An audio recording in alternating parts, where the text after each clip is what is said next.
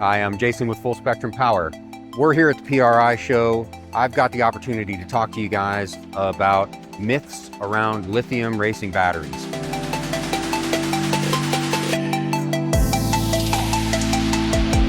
Let's talk about our favorite lithium subject, failure mode, fire.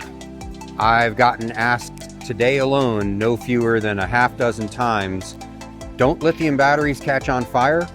The short answer is they certainly can if they are repeatedly abused.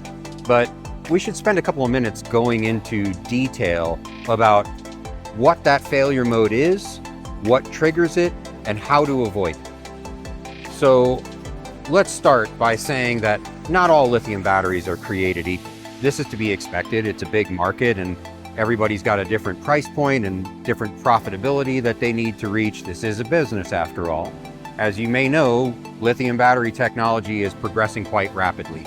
If companies choose to stay on top of these developments and develop their lithium engine start batteries as new technology becomes available, these failure modes like fire become much less likely.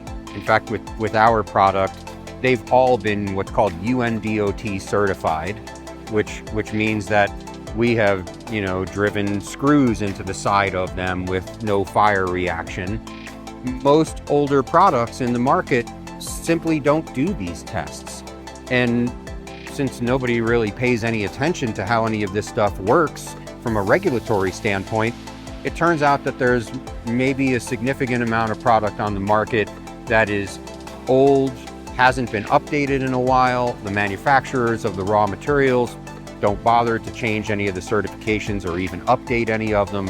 So in a quick recap, let's just say that make sure that the product that you are buying is relatively modern.